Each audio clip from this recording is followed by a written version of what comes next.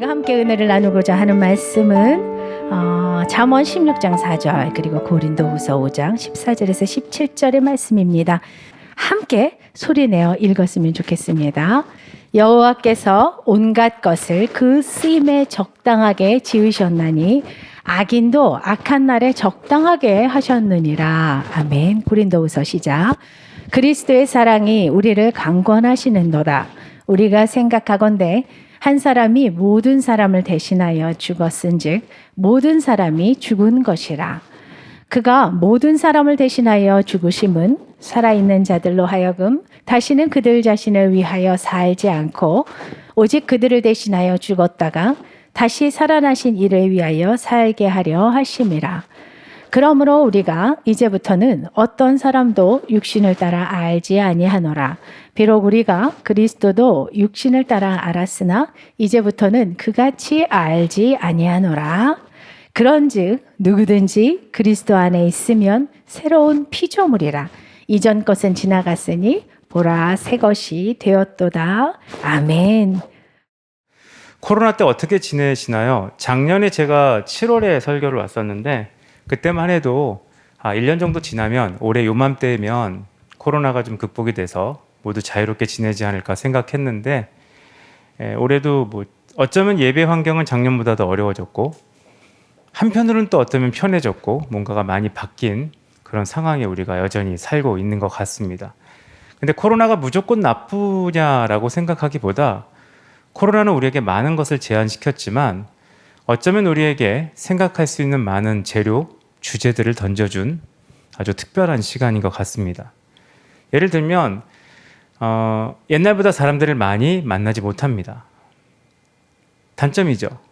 근데 장점은 옛날보다 사람을 많이 안 만나도 됩니다. 그리고 옛날보다 가족이 많이 모이지 못합니다. 근데 가족이 많이 안 모여도 됩니다. 직장인들 같은 경우는 옛날보다 회식을 못 할 겁니다. 근데 회식을 안 해도 됩니다. 그리고 옛날보다 많은 사람과 식사 교제를 하지 못합니다. 근데 굳이 식사를 같이 안 해도 됩니다. 이게 장단점처럼 여겨지게 됐다는 겁니다. 대학교 교수님들도 얘기하시기를 옛날보다 수업하기가 굉장히 어려워졌다고 합니다. 왜냐하면 직접 말을 하면 되는데 PPT 이런 걸 준비해야 되니까 너무 어려운데 출석률은 역대 가장 높은 수준. 왜냐하면 학교까지 등교하는 시간이 1분도 안 걸리니까 깨자마자 대충 수습하고 앉아있으면 되니까 출석률이 굉장히 좋아졌다고 합니다. 그러면서 이 코로나 기간이 우리에게 준 굉장히 중요한 질문이 있어요. 이걸 과연 해야 하는가? 이 사람을 꼭 만나야 되는가? 여길 꼭 가야 되는가? 남들 다 하니까 했던 거 혹은 안 하면 안 되는 것처럼 여겨졌던 수많은 일들이 진짜 해야 하는가? 진짜 만나야 되는가? 진짜 행동해야 되는가로 다시 한번 생각할 수 있는 기회를 이 코로나의 시간이 우리에게 준 것 같습니다. 그래서 오늘 설교 제목처럼 과연 내가 이걸 왜 했지? 이걸 앞으로 계속 해야 되는가? 이게 나를 이끌어갈 만한 것인가?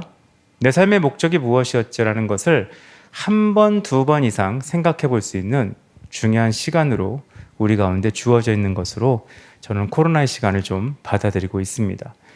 왜냐하면 우리 인생은 목적에 의해서 이끌려갑니다. 무언가에 의해 이끌려가는 것이 모든 사람의 삶의 공통된 특징이기 때문에 그렇다는 겁니다.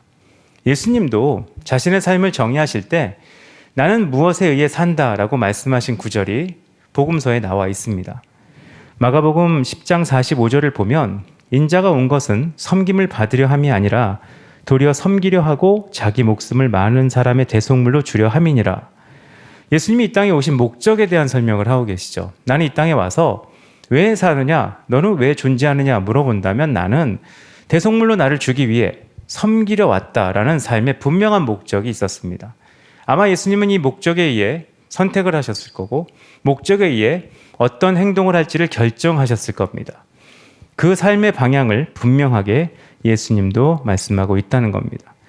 예수님의 일생은 이 목적을 향해 있었기 때문에 예수님의 가르침, 예수님의 행동, 예수님의 생각은 이 목적을 향한 것이었습니다. 방향이 정확하게 있었다는 것이죠. 그 시대 다른 사람이 하는 일을 따라했거나 그 시대 사람들의 모든 것을 받아들여 아무 생각 없이 움직이신 게 아니라 이 목적에 의해 인생 전체를 끌고 가셨다는 겁니다. 그래서 목적이 이끌어가는 삶, 다르게 질문하면 나는 무엇을 위해 존재하는가? 조금 다르게 물어보면 무엇에 의해 내 인생이 이끌려가는가에 대한 질문은 우리에게 반드시 해야 될 중요한 질문입니다. 아마 여러분 모두도 삶의 형태는 다양하시지만 분명히 여러분 삶을 이끌어가는 무언가가 있습니다. 지금 이 설교의 주제는 나를 이끌어가는 걸 찾자는 게 아니라 이미 있는 것을 바꾸자는 얘기죠. 여러분에게는 분명히 누구에게나 여러분 삶을 이끌어가는 무언가가 있습니다. 그래서 여러분의 일생생활이 남과 똑같은 삶을 사는 것처럼 보이지만 형태는 유사하지만 끌고 가는 그 근원이 다른 그런 삶을 이미 살고 계실 겁니다. 예를 들면 어떤 분은 내 삶을 이끌어가는 핵심이 돈인 분들이 있습니다. 아마 한국 사회는 조금 더 그런 것 같은 느낌을 듭니다. 한국 사회의 가장 큰 이슈, 가장 중요한 주제가 옛날이나 지금이나 아마 미래에도 돈일 겁니다. 나이 드신 분들도 돈이 가장 중요한 주제겠지만 지금 젊은 친구들도 각종 코인이나 주식이나 부동산에 의해 울고 있고 하는 그런 시대를 여전히 살고 있습니다. 어떤 사회가, 어떤 국가가, 어떤 공동체가 돈의 영향을 굉장히 많이 받냐 안 받냐를 확인할 수 있는 아주 쉬운 질문이 하나 있다고 하죠. 돈에 대한 분노가 많은가? 어떠세요? 여러분은 뭐에 분노가 많으세요? 어릴 때는 대부분 외모에 대한 분노가 많이 있습니다. 그래서 옛날에 제가 한번 얘기했을 겁니다. 딸이 사춘기가 왔냐 안 왔냐를 확인할 수 있는 가장 쉬운 질문은 그 여자아이에게 너 아빠 닮았지? 라고 물어보면 됩니다. 분노하면 사춘기가 온 겁니다. 해맑게 얘기하면 아직 사춘기가 아닙니다. 그래서 사춘기가 되면 딸이 아빠랑 거리를 두는 이유는 아빠가 싫다기보다 자기 얼굴에 출처가 밝혀지기 때문에 같이 있기 싫은 것뿐입니다. 이게 어릴 때의 분노죠. 근데 나이가 먹으면 외모에 대한 분노는 좀 사그러듭니다. 그리고 어떤 것에 분노로 몰리느냐? 특히 우리는 돈에 대한 분노로 상당히 몰려있는 환경에서 사는 것 같습니다. 그래서 외국인들이 굉장히 이해하지 못하는 말들이 우리에겐 있죠. 금수저, 은수저, 흙수저 이런 말들은 외국과 우리의 환경 차일 수 있지만 대부분의 사람이 갖고 있는 돈에 대한 분노를 설명하고 있는 표현이라고 생각을 합니다. 그렇기 때문에 어떤 사람에게는 돈은 정말로 그 인생을 끌고 가는 돈에 의해서 생각과 말과 처신이 결정되는 것을 보게 됩니다. 어떤 사람은 그 사람을 이끌어가는 것이 과거의 분노입니다. 이 분노라는 게 별거 아니에요. 복수하고 싶은 마음이죠. 누군가에게 받은 상처를 해결하기 위해 누군가에게 업신여김 받은 것을 하기 위해 탈무드의 표현인가요? 복수에 대한 가장 쉬운 예가 그거죠. 내가 누구 보란듯이 누구에게 보란듯이 이렇게 살겠다. 인생이 그거가 다인 사람들이 있습니다.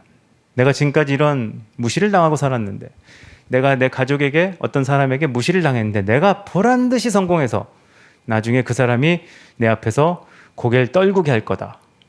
굉장히 멋진 목표 같지만 그 사람의 삶을 이끌어가는 것이 과거의 분노인 것입니다. 어떤 사람은 인생의 가장 큰 목적과 이끌어가는 원동력이 자녀인 사람이 있습니다.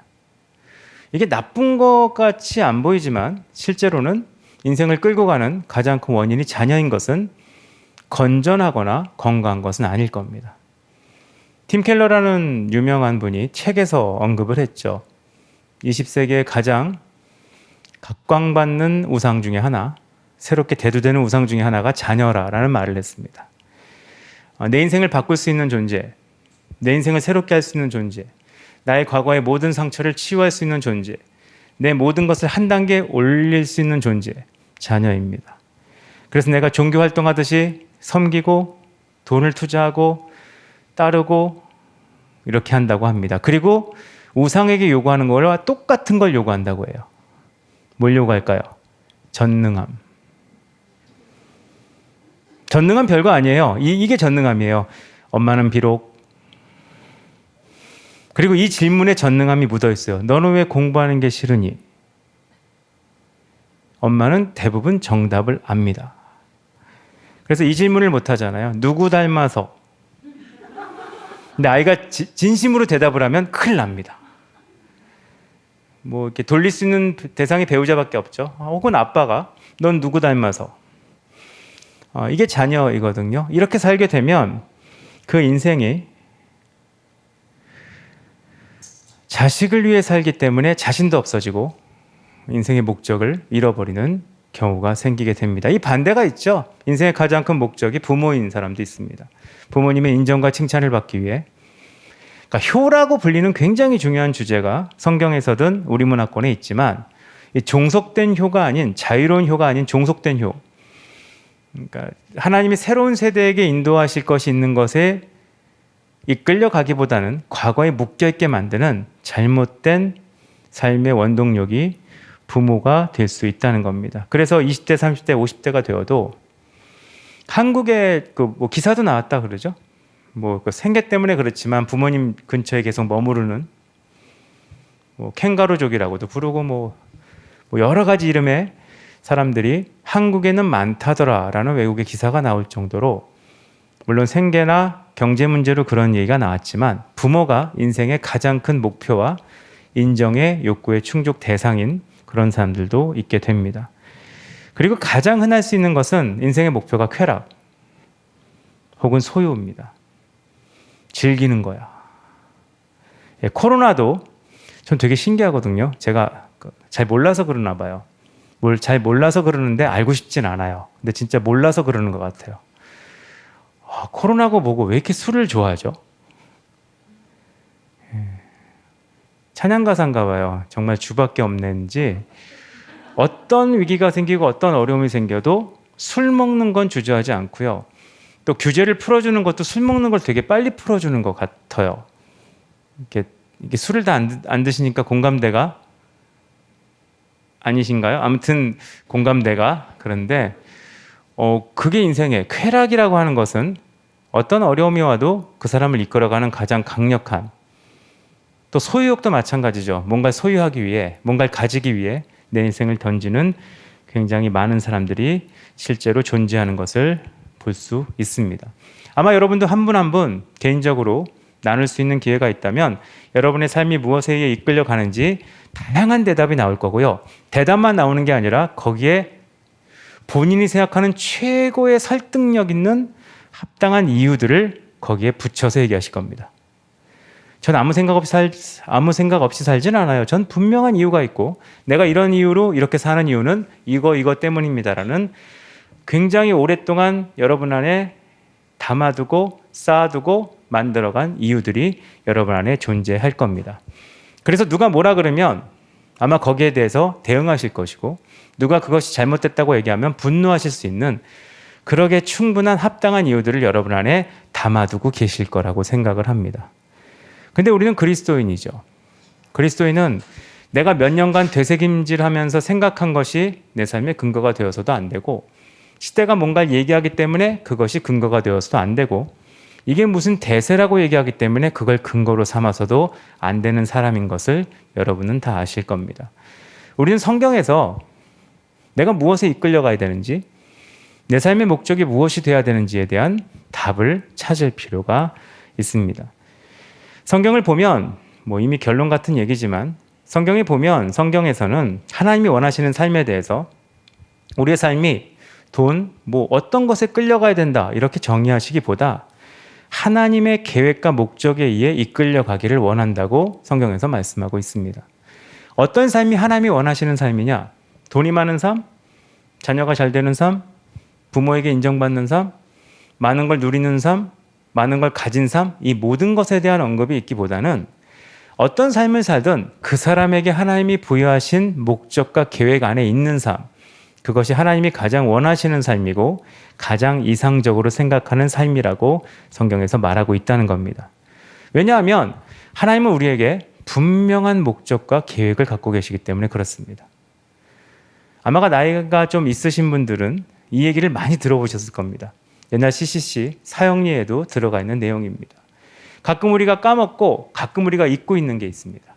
주님은 전능하시고 주님은 역사하시고 주님은 신실하시고 주님은 능력이 있다는 것을 자꾸 고백하지만 자꾸 까먹는 것은 하나님이 우리 삶에 목적이 있고 우리 삶에 대한 계획이 있다. 우리 삶을 해결하고 회복할 능력이 있는 분만이 아니라 우리 삶에 대한 구체적인 계획과 목적이 있는 분이라는 것을 가끔 찾고 잊어버리는 때가 있다는 겁니다. 분명한 것은 하나님은 우리에 향한 목적과 계획이 있으십니다. 그래서 기분대로, 감정대로 분노나 쾌락이나 어떤 것들이 우리 삶을 끌고 가는 것이 하나님이 원하시는 것이 아니라는 것은 모든 기독교인들이 기억하고 생각해야 될 중요한 주제라는 겁니다. 오늘 읽은 본문의 말씀에 그렇게 기록되어 있습니다. 잠언 말씀을 보면 아까 하나님이 뭐라고 말하시냐 하면 그 쓰임에 적당하게 지으셨다고 말합니다. 그러니까 목적에 의해 사람을 지으셨다고 말을 합니다. 우연히 태어난 것도 아니고 아무 목적 없이 태어난 것도 아니고 대충 태어난 것도 아니고 적당히 남하는 것 따라가라고 태어난 게 아니라 목적을 가지고 각 사람을 만드셨다는 겁니다. 존재하게 하는 모든 사람에게는 하나님이 목적을 갖고 지으셨다는 겁니다. 우리가 하나님의 형상을 가진 사람으로서 우리 모두는 하나님의 목적 안에 있습니다. 그리고 하나님의 계획 안에 있습니다.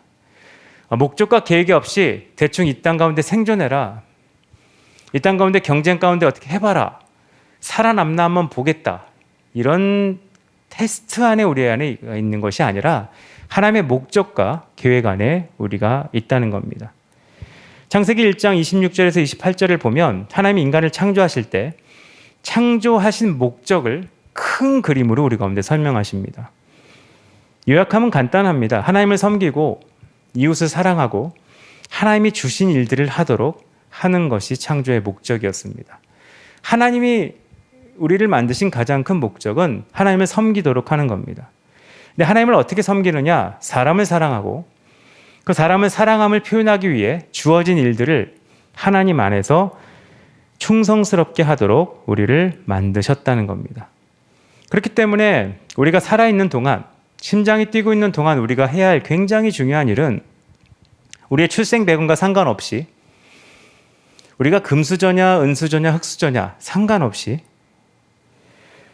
이거는 사실 금수저냐 은수저냐 예수님이 금수저는 아니셨잖아요. 자세한 얘기를 못하겠습니다. 그리고 부모의 계획 여부를 초월해서 부모님이 나를 향한 계획이 있을 수 있어요. 또 부모님이 계획이 많은 분들이 있거든요. 기도하면서 아이를 낳으신 분들은 계획이 많으세요. 저도 저희 부모님이 조금 늦게 낳으셨어요. 그러니까 늦게 낳으셨으니까 기도를 많이 하셨겠죠. 여러분도 아시죠? 기도를 많이 하면 할수록 자녀에 대한 계획이 적어져요, 많아져요? 많아집니다. 그래서 저는 어렸을 때 제 인생의 목표가 거의 정해져 있었어요, 부모님이. 뭐 자유롭게 전 탈출했지만, 그러니까 부모님 표현으로는 귀뚱으로도 안 들었다고 표현을 하는데, 귀뚱으로도 아니라 귀로 다 들었는데 제 목표가 따로 생겼기 때문에 딴 길로 간 거지.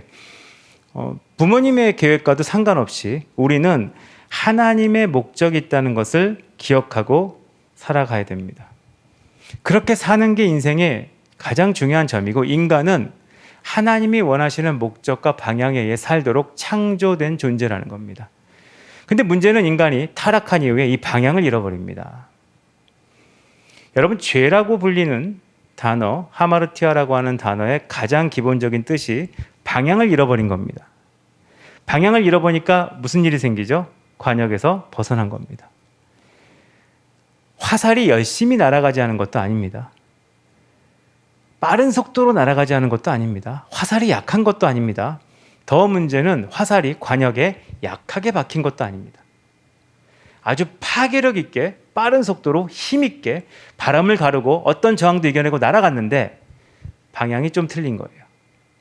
이게 죄라고 하는 말의 어원입니다. 인간이 타락한 이후에 크게 상실한 것이 있는데 그게 목적을 잃어버리게 된 것이죠. 예수님은 이 땅에 오신 이유 중에 하나입니다. 인간이 잃어버린 목적, 인간이 잃어버린 삶의 방향을 회복하기 위해 예수님께서 이 땅에 오셨습니다. 그것을 고린도후서 말씀에서 언급하고 있죠.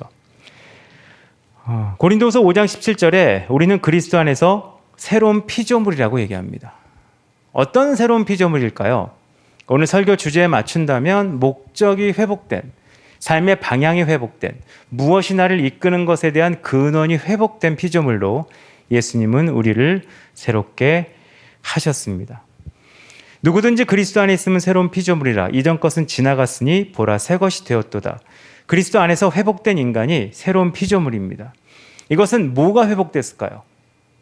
사실 되게 신기한 게 여러분 예수님을 믿기 전과 믿은 후에 지금 여러분을 보시면 뭐가 회복됐죠? 미모가 회복됐습니까? 아니면 피부가 회복됐습니까? 회복됐어요. 뭐가 회복됐죠? 겉에 보이는 것들이 회복된 게 아니라 놀랍게 보이지 않지만 삶 전체를 이끄는 가장 핵심이 회복됐습니다. 삶의 방향, 삶의 목적, 삶의 이유가 이탈되었고 흔들렸던 삶의 목적과 이유들이 회복된 그런 사람으로 여러분이 거듭난 것을 여러분 스스로 아실 겁니다. 그래서 우리는 새롭게 살고 새롭게 삶을 이끌어갈 필요가 있습니다. 읽었던 본문을 좀 자세히 볼까요? 그런즉이라고 말을 하고 있어요. 그런즉. 우리는 평소 말할 때 전혀 쓰지 않는 말이죠. 아이에게 그런즉 이렇게 말하지 않죠. 성경이 옛날 말로 돼 있어서 우리가 평소 쓰는 말과 좀 다릅니다. 그래서 한번 생각해 보기엔 좀 도움이 돼요. 그런즉이라고 하는 말은 앞에 있는 말을 앞에 문장을 받고 있는 말입니다. 우리가 새로운 피조물이라는 말이 왜 나오게 됐냐? 앞에 말을 받아서 앞에 내용을 요약하고 축약해서 설명하고 있는 내용이라는 겁니다. 여기에는 이 두 가지 내용을 받고 있는데 이 내용입니다. 첫 번째, 우리는 새로운 피조물이 어떻게 됐죠? 예수 그리스도께서 우리를 위해 죽으시고 부활했기 때문입니다. 우리가 새로운 피조물이 된 것은 우리가 열심히 교회를 다녀서가 아니고, 오해하지 마세요. 근데 사실입니다. 여러분이 수요예배를 왔기 때문이 아니고 여러분이 열심히 코로나 중에도 기도하기 때문이 아니라 예수님께서 우리를 위해 죽으시고 부활했기 때문에 우리는 새로운 피조물이 된 것입니다.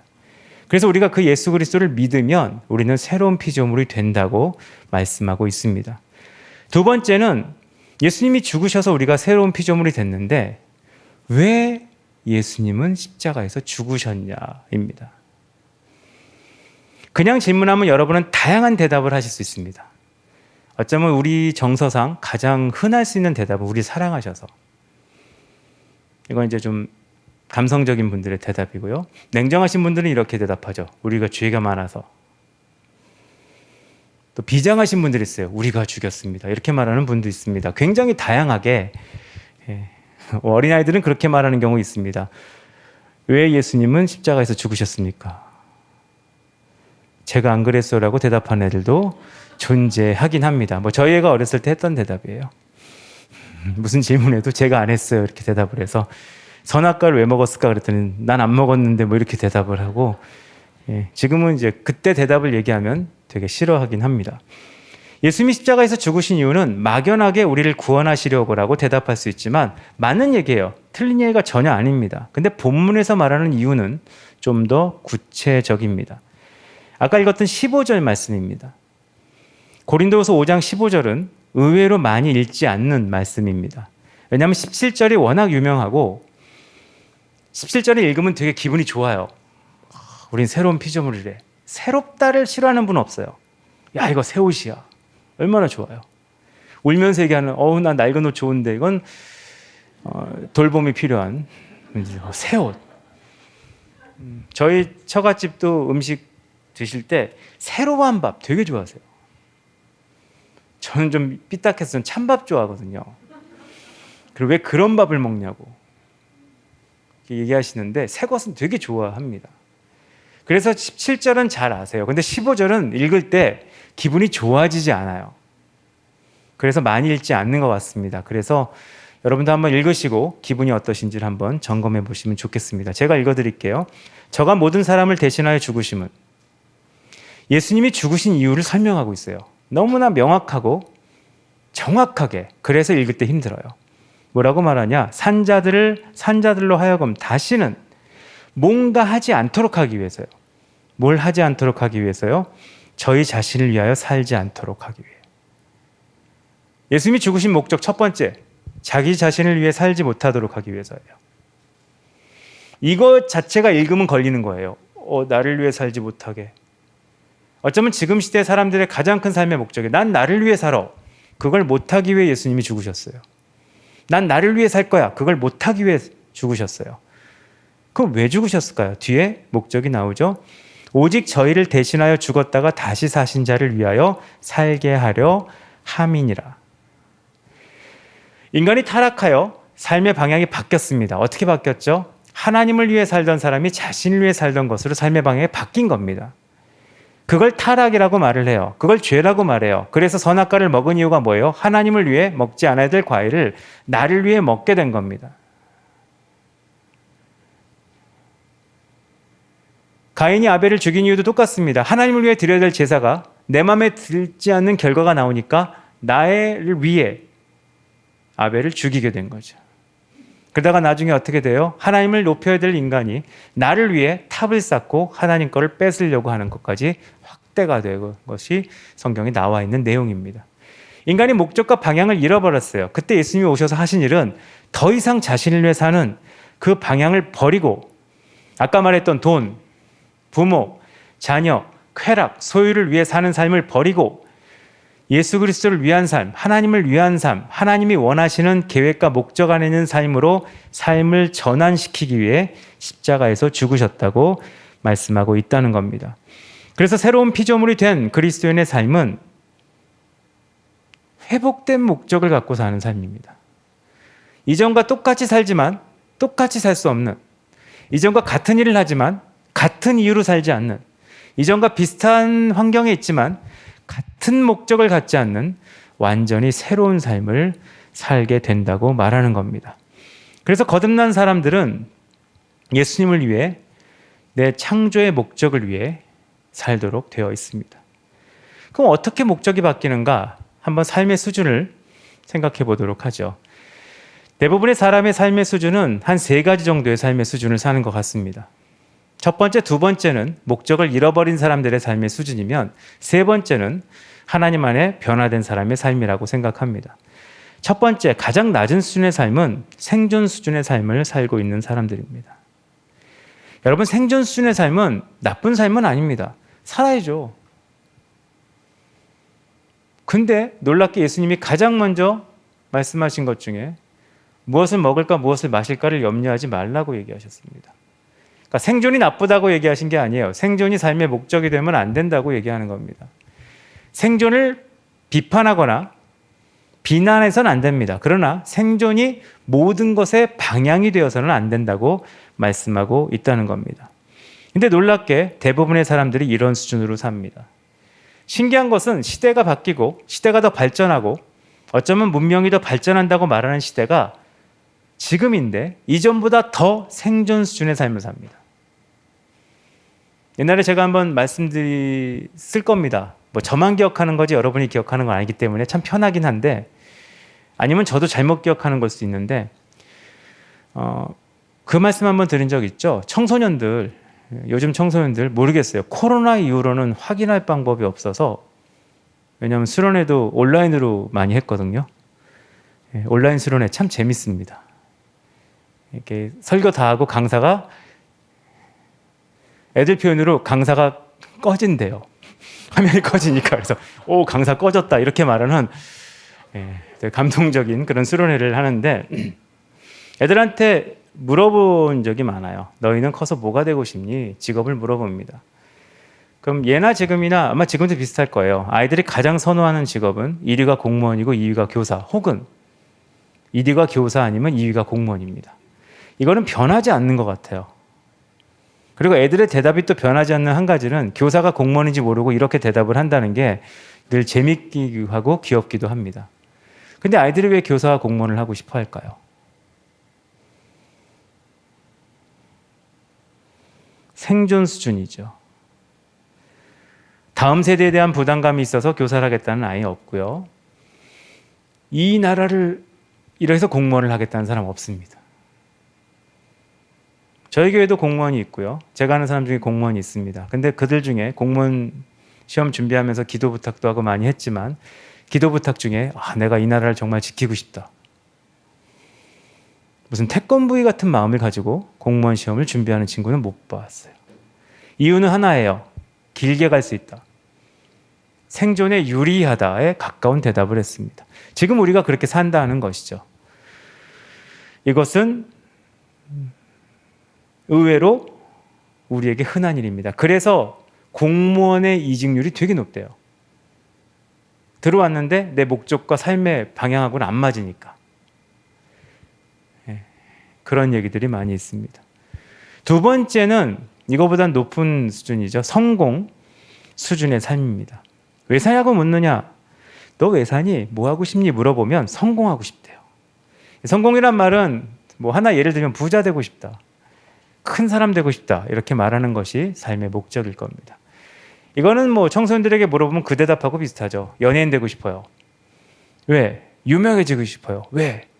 유명해지면 좋잖아요. 성공하면 좋잖아요. 부자 되고 싶어요. 뭐 이런 얘기들을 여기서 하는 겁니다. 근데 이것도 놀랍게 방향이 있는 것은 아닙니다.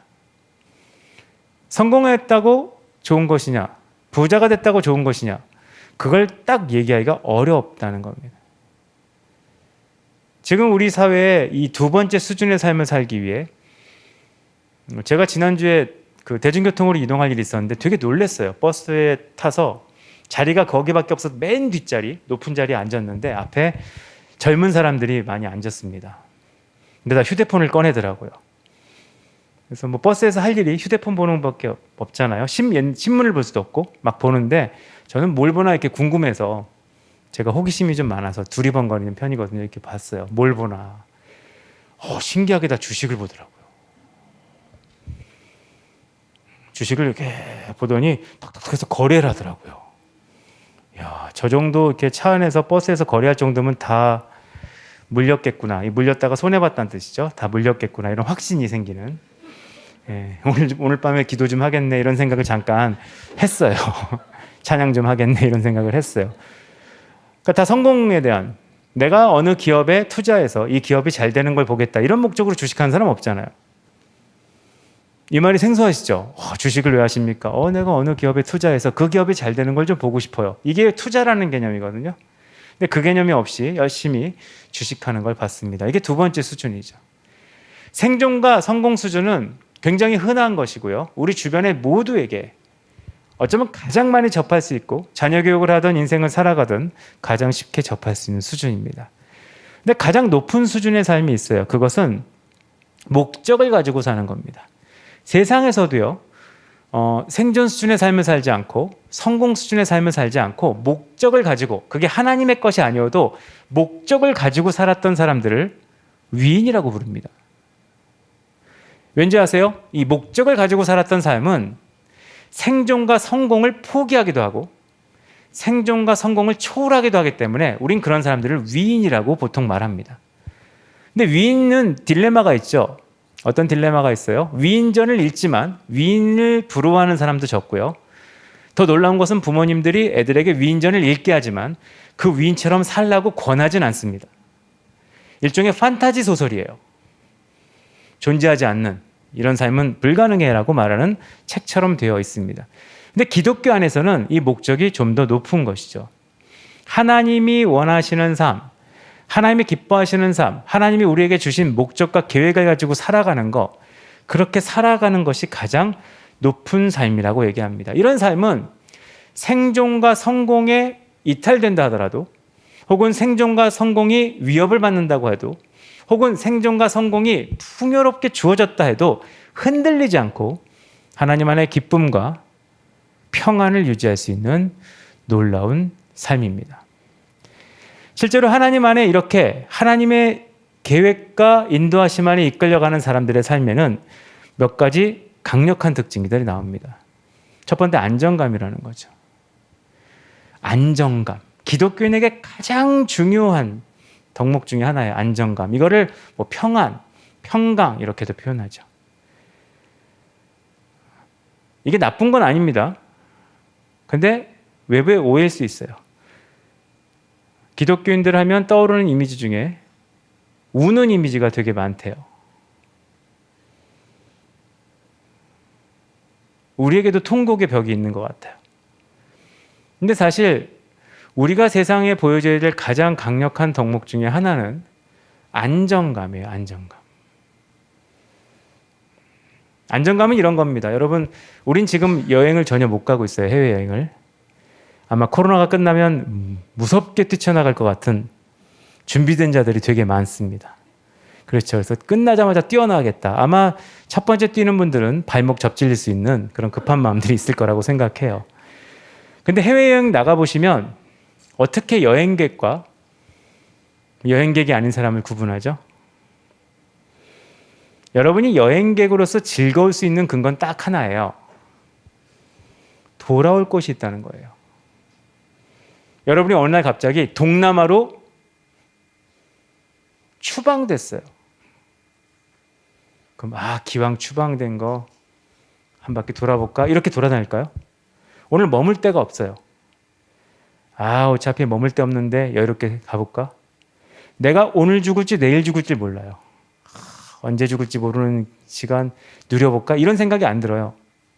여행객이 즐거울 수 있는 이유, 여행객은 되게 재밌습니다. 힘들게 여행해도 안정감이 있고요. 사실 배낭여행이라는 거, 저는 배낭여행보다 사실 더 예를 들고 싶은 건 캠핑이에요. 캠핑은 정말 신비한 거 아닙니까? 이런 그 럭셔리한 난민촌이 어디 있어요? 난민들이 먹기만 해요. 전 캠핑 한번 갔다 깜짝 놀랐어요. 자연의 향기를 맡으러 갔다가 고기의 향만 맡고 왔어요. 자연의 향을 맡을 제 코로는 안 맡아지더라고요. 그리고 집에 왔는데 냄새가 안 빠져요. 다들 이렇게 만나면 물어볼 거예요. 고깃집 갔다 왔냐 물어볼 거예요. 산에 갔다 왔거든요. 근데 고깃집 갔다 왔냐. 그리고 뭘 먹었는지 다 이렇게 몸에 배요. 특히 그 곱창의 향은 빠지지 않더라고요. 누가 먹었는지. 근데 왜 그렇게 나가서 굳이 텐트를 치고 냄새를 온몸에 쓰면서 불편하게 자는 것을 즐거워하죠? 돌아올 곳이 있기 때문이에요. 그러니까 삶의 근원, 삶의 방향, 그리고 이게 계획 안에 있다는 걸 알기 때문에 안정감을 누릴 수 있습니다. 기독교인이 가질 수 있는 안정감은 그와 비슷한 겁니다. 어떤 목표와 방향이 있기 때문에 내 인생이 지금 휩쓸려가는 것도 아니고 내 인생이 우연이나 운에 의해 이끌려가는 것도 아니고 분명한 하나님의 목적과 계획 안에 있을 때 좋은 일이 있던 슬픈 일이 있던 큰 일이 있던 적은 일이 있던 안정감을 누릴 수 있다는 겁니다. 그게 바울의 삶의 모습이죠. 빌립보서에서 말하는 자족을 알았기 때문에 그는 안정감을 가지고 있었습니다. 이사야서 26장 3절을 보면 주께서 심지가 견고한 자를 평강의 평강으로 지키신다는 말씀이 있습니다. 여기서 심지가 견고하다는 말은 하나님을 의지한다는 겁니다. 하나님께 목적을 두고 하나님을 따라간다는 얘기입니다. 그런 사람에게 하나님이 주는 놀라운 일은 평강의 평강으로 지키시는 겁니다. 두 번째, 목적이 회복된 사람에게 주어지는 놀라운 일은 열정이 삶에서 일어납니다. 열정이라는 말은 사실 동기부여거든요. 삶을 끌어갈 수 있는 이유, 그러니까 삶에 불이 붙어 있는 것을 얘기합니다.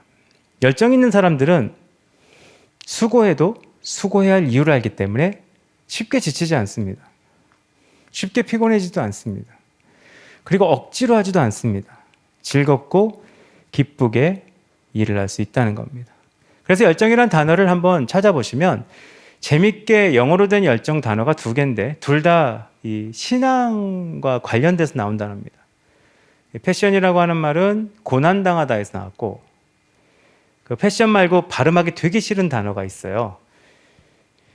제가 발음은 안 하고 철자만 말씀드리겠습니다. ENTHUSIAM. 이 TH 발음이 들어가면 좀 되게 싫어해서. 근데 이것도 열정이란 단어인데 이 열정은 엔 데우스, 하나님 안에 있다는 단어에서 나온 겁니다.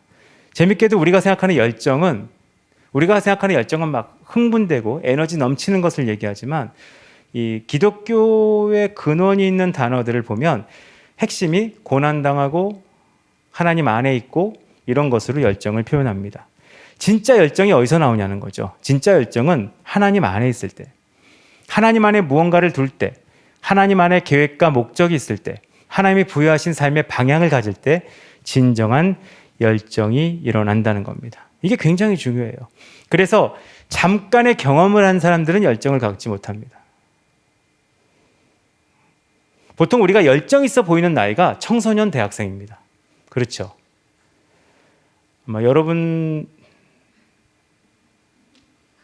열정이 있으시죠?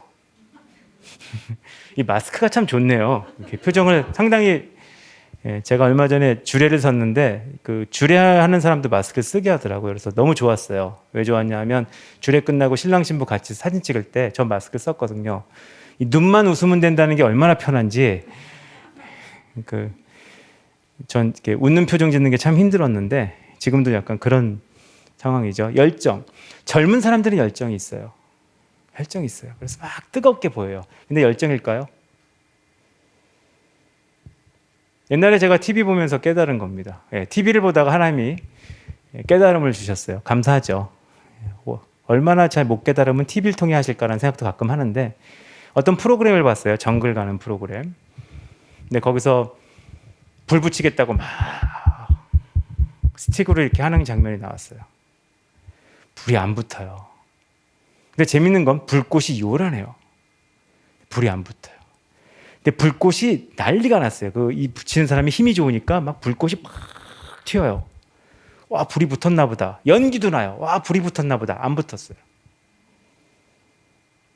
우린 가끔 열정을 불꽃이라고 생각해요.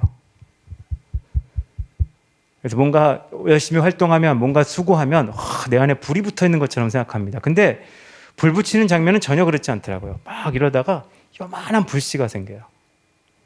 근데 그 불씨를 소중하게 살살 달래면서 일으켰을 때 진짜 불이 붙고 그 불을 꺼지지 않게 하는 거, 그게 굉장히 중요한 것으로 그 프로그램에 나왔습니다. 열정은 불이에요. 불꽃이 아니라 불이에요. 막 젊기 때문에 젊으면 불꽃이 튀어요. 불꽃이 튀어요. 진짜 불꽃이 튀어요. 청소년들 찬양하라 그러면 막 뜁니다. 주님 만나서가 아니라 체력이 좋아서 관절이 살아있기 때문에 막 뜁니다. 그리고 한 번 뛰면 못 멈춰요, 애들이. 그런 나이잖아요. 근데 일정 나이가 되면 한 번 뛰면 바로 멈춥니다. 불꽃은 젊은 사람들이 엄청나요. 저도 옛날 군복무할 때 유격훈련 주간에 예배인도 하는 분 유격훈련 주간에 수요예배였어요. 예배인도 하시는 군목이 한마디 하셨어요. 주님이 여러분의 아픔을 아십니다. 다 울어요. 주님 만난 게 아니라 유격을 만난 거예요. 불꽃이라는 거예요.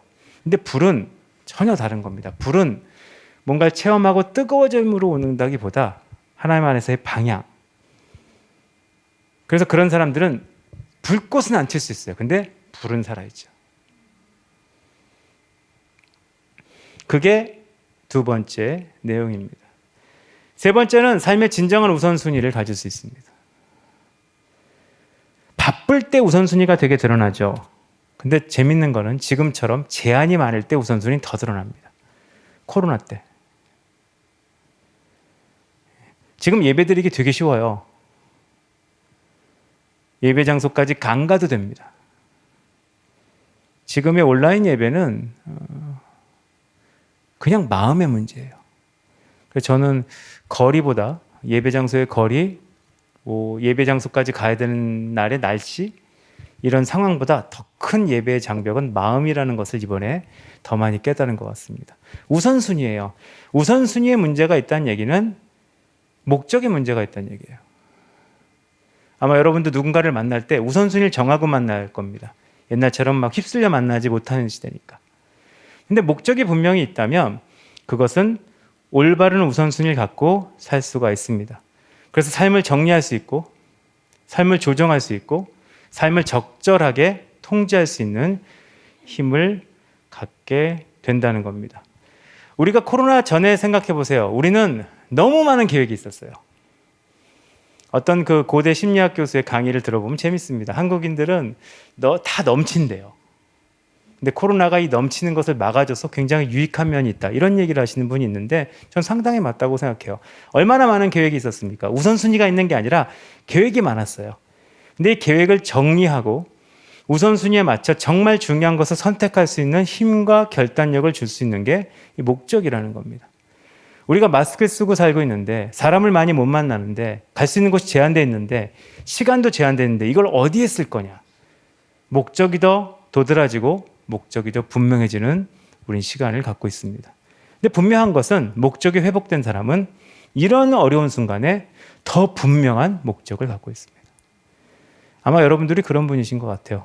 예배하러 와 앉아 계시잖아요. 전 저희 어머니를 통해 봐요. 저희 어머니가 여든이 한참 넘으셨는데 매주 수요일 날 예배 드리러 가십니다. 제 보기엔 영락교회인데 그리고 못 간 주간이 몇 주 있었어요. 근데 못 간 주간 끝나고 갈 수 있다는 걸 2주를 모르셨어요. 화내시더라고요. 내가 몰랐다고. 내가 바보 같았다고. 솔직히 저는 안 가셔서 좋았거든요. 좀 이렇게 안전할 것 같은. 근데 어머니는 마음이 우선순위가 다른 거예요. 우선순위가 드러나는, 아마 기독교인도 우선순위가 드러날 겁니다. 이런 시간을 통해. 바울이 실제로 그런 삶을 살았죠. 바울의 삶은 단순했어요. 바울이라고 하는 사람의 삶은 너무 단순했어요. 목적이 분명했어요. 뛰어갈 방향이 정해져 있었어요. 바람이 불든 뭐가 있든 방향이 정해져 있으니까 휘청거리지 가는 방향을 잃어버린 건 아니었어요. 그래서 그는 삶을 단순화시켰고 한 곳에 집중할 수 있었어요. 다 아시는 것처럼 많이 쓰는 예화죠. 빛을 모으면, 한 초점으로 모으면 빛은 엄청난 힘을 발휘합니다. 분산시키면 밝게 날 수 있습니다. 근데 빛을 한 곳으로 모으면 어마어마한 힘을 발휘하게 됩니다. 그것이 삶에 똑같이 연결된다는 겁니다. 우리의 삶이 목적이 있고 하나님의 뜻에 대한 방향 설정이 회복된 사람이라면 그 사람의 삶은 집중력이 있습니다. 기독교인이 절대로 살면 안 되는 삶이 있어요. 분주한 삶입니다. 분주라는 것은 바쁘다는 것과 달라요. 바쁜 것은 목적을 이루기 위해 수고하는 삶을 바쁘다 그러고요. 분주한 삶은 목적을 몰라 다 해야 되는 삶을 분주하다 그래요. 근데 우리나라 사람들의 상당수는 분주한 걸 바쁜 걸 알아요. 그래서 분주하고 나서 뒤에 남는 기분이 뭐죠? 피곤하고 짜증나요. 오늘도 끌려다녔다. 바쁜 거하고 다른 거죠. 근데 진짜 바쁜 삶을 살 수가 있습니다. 마지막으로 하나님의 목적이 회복된 삶은 하나님의 인정을 받게 됩니다. 주님의 인정을 받죠. 사실 지금 젊은 세대는 이것에 관심이 없을 수 있어요. 내 삶이 인정받고 싶은 건 나거든요. 내가 인정하면 된다고 생각하는 사람 되게 많아요. 근데 우리의 인생의 목표는 하나님께 인정을 받는 것이죠. 내가 인정하는 삶, 부모님이 인정해주는 삶, 배우자가 인정해주는 삶, 자녀가 인정해주는 삶보다 더 중요한 삶이 있는데 하나님이 우리를 인정해 주시는 겁니다. 그 인정이란 말을 무섭게 표현하면 하나님의 심판이에요.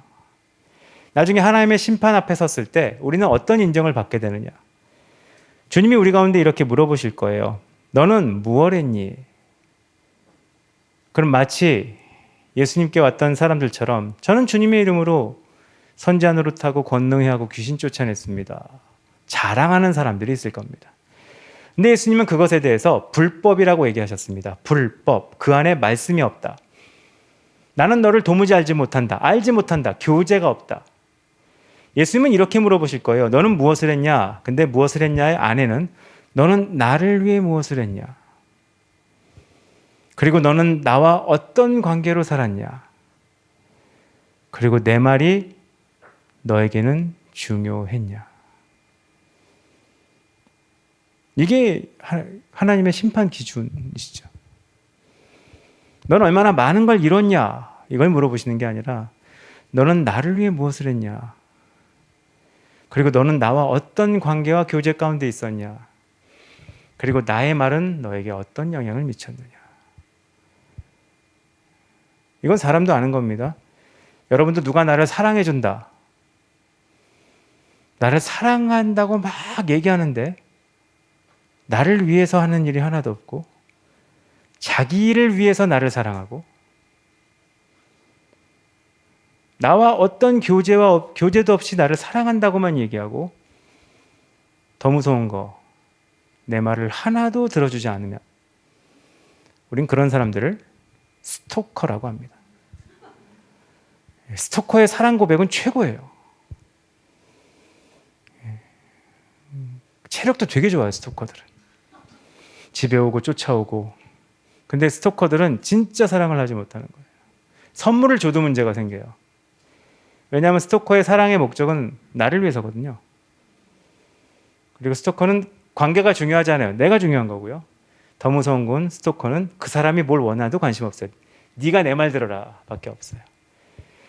우리에게 똑같은 걸 하나님도 말씀하신다는 겁니다. 그때 우리가 나의 인생을 이끌어갔던 것이 하나님이고 내 인생의 목적은 하나님께 있었고 내 인생의 방향은 주님께 있었습니다. 이렇게 대답할 수 있다면 우리의 삶은 하나님께 인정받는 삶을 산다는 겁니다.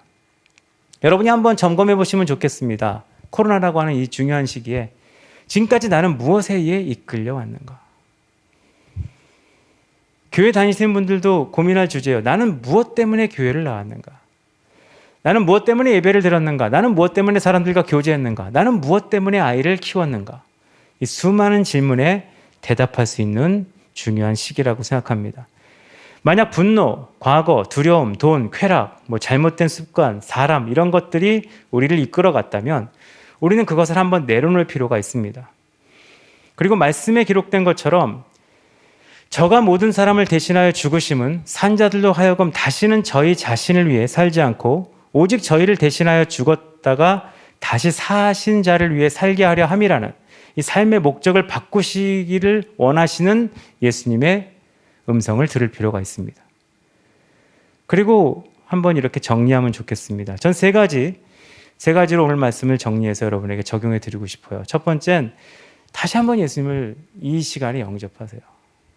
영접하라는 얘기는 예수를 믿습니다를 영접하라는 게 아니라 CCC의 사형리가 얘기하는 것처럼 주님을 나의 주인으로, 주님을 나의 왕으로, 주님을 나의 가장 높은 권위자로 받아들이십시오.